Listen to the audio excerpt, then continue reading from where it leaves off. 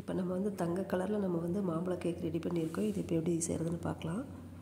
அதுக்கு முன்னாடி பாருங்கள், நம்ம அவ்வளோ ஒரு சூப்பராக நல்லா வந்திருக்கு. நம்ம கட் பண்ணுறப்பே பாருங்கள், அவ்வளோ சாஃப்டாக நல்லா பாஞ்ச மாதிரி இருக்குது. இது கொஞ்சம் சூடாக இருக்கிறதுனால கொஞ்சம் ஒட்டிகிட்ருக்கு. நம்ம நல்லா சூடாக ஆறுனதுக்கப்புறம் பீஸ் போட்டோம்னா அப்படியே நல்லா ஒட்டாமல் நல்லா சூப்பராக வரும். டேஸ்ட் அவ்வளோ ஒரு அருமையாக இருந்துச்சு. நீங்களும் இந்த மாதிரி ட்ரை பண்ணி பாருங்கள். நம்ம சேனலில் ஏற்கனவே வந்து கேக் ரெசிபீஸ்லாம் நம்ம வந்து வீட்டில் செஞ்சது போட்டிருக்கோம். முட்டை அவன் எதுவும் இல்லாமல் நம்ம வந்து சாதாரணமாக செஞ்சு நல்லா டேஸ்ட்டாக இருக்கும். நீங்கள் ட்ரை பண்ணி பாருங்கள். லிங்க் கீழே கொடுக்குறோம்.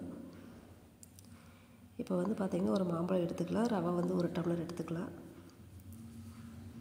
நம்ம சேனல் நீங்கள் என்ன சப்ஸ்கிரைப் பண்ண வந்தால் பண்ணிக்கோங்க. நாங்கள் போடுற வீடியோக்குள்ளே உடனே வரும். இப்போ வந்து நம்ம வந்து ரவையை வந்து நம்ம வந்து ஒரு மிக்ஸி ஜாரில் சேர்த்துட்டு அதுக்கு வந்து அரை டம்ளர் சர்க்கரை சேர்த்துக்கலாம். 3 ஏலக்காய் சேர்த்துக்கலாம். சேர்த்து நம்ம நல்லா நைஸாக அரைச்சிட்டு நம்ம வந்து அதை வந்து ஒரு பாத்திரத்தில் மாற்றிக்கலாம். இப்போ மாம்பழத்தை வந்து நம்ம வந்து ஒரு டம்ளர் நம்ம ரவைனா ஒரு டம்ளர் மாம்பழம் பீஸ் எடுத்துக்கலாம். அதுக்கு வந்து மாம்பழத்தை நல்லா கட் பண்ணிவிட்டு நம்ம அதை சேர்த்துக்கலாம்.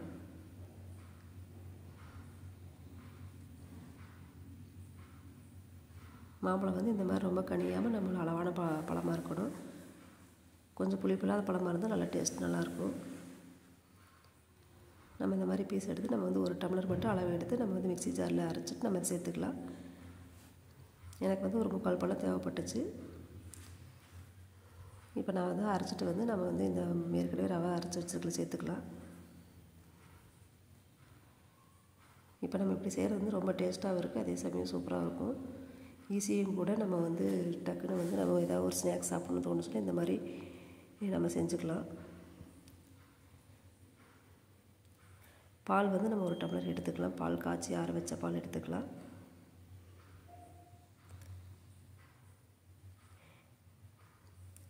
நீங்கள் நம்ம சேனல் சப்ஸ்கிரைப் பண்ண இருந்தால் பண்ணிக்கோங்க. நம்ம சேனல்லே வந்து சமையல் வீடியோக்களை நிறைய வீடியோக்கள் போட்டிருக்கோம். ஸ்நாக்ஸ் ரெசிபிஸ் வீட்லேயே செய்கிற சமையல் அனைத்தும் நம்ம போட்டிருக்கோம். சிம்பிளாக இருக்கும், அதே சமயம் டேஸ்ட்டு ஹெல்த்தியானதாகவும் இருக்கும். நீங்கள் ட்ரை பண்ணி பாருங்கள்.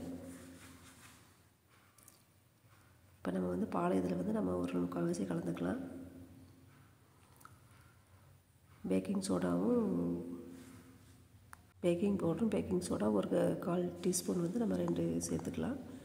அதை சேர்த்துட்டு நல்லா கலந்ததுக்கப்புறம் வந்து நம்ம வந்து ஒரு அரை டம்ளர் கம்மியாக கொஞ்சம் வந்து வாசனை இல்லாத எண்ணெய் ஆயில் ஏதாவது ஒன்று சேர்த்துக்கலாம்.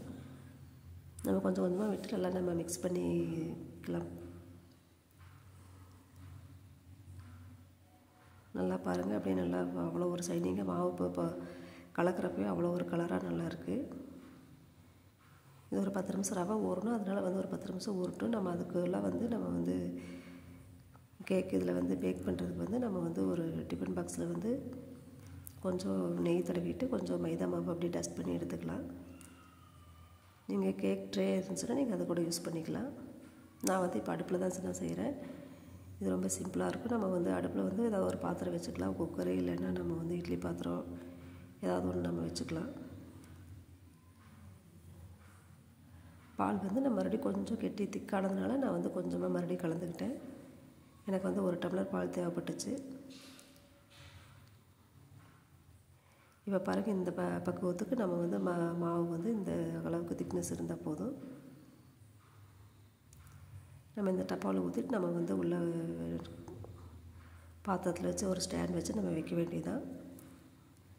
ஃபஸ்ட்டு வந்து கொஞ்சம் சூடாக நம்ம ஆனதுக்கப்புறம் நம்ம வந்து இந்த டப்பா உள்ளே வைக்கலாம். நம்ம அதுக்கப்புறம் வந்து நம்ம வந்து மீடியம் ஃப்ளேமில் வச்சுக்கலாம். ஒரு 15 நிமிஷம் நம்மளுக்கு வந்து வெந்தால் போதும். நீங்கள் ஒரு கம்பியோ ஒரு ஸ்டிக் ஏதாவது உள்ளே வச்சு இப்போ குத்தி பார்த்திங்கன்னா உங்களுக்கு வந்து அது ஒட்டாமல் வந்துச்சு, நம்மளுக்கு வெந்துருச்சுன்னு நம்ம தெரிஞ்சுக்கலாம். இல்லைன்னா கொஞ்சம் ஒட்டி வந்துச்சுன்னா நீங்கள் இன்னொரு 2 நிமிஷம் 3 நிமிஷம் நம்ம வச்சு ஒரு 5 நிமிஷம் வச்சு நம்ம எடுத்துக்கலாம். நீங்களும் இந்த மாதிரி ட்ரை பண்ணி பாருங்கள். ஈஸியாக இருக்கும், சிம்பிளாக இருக்கும். நம்ம சேனலில் ஏற்கனவே நிறைய கேக் ரெசிபிஸ்லாம் போட்டிருக்கோம். தேவைப்பட்ட லிங்க் இருக்குது, நீங்கள் டிஸ்கிரிப்ஷனில் நீங்கள் செக் பண்ணி பாருங்கள். நம்ம சேனல் சப்ஸ்கிரைப் பண்ணாமல் இருந்தாலும் பண்ணிக்கோங்க. அருமையான கேக் ரெசிபி நம்மளுக்கு ரெடி. பாருங்கள், ஆறுனதுக்கப்புறம் நம்மளுக்கு வந்து ஒரு 5 நிமிஷம் ஆறுனதுக்கப்புறம் இந்த மாதிரி ஒரு பிளேட்டில் வச்சு நம்ம எடுத்து சாப்பிட்லாம். தேங்க்யூ.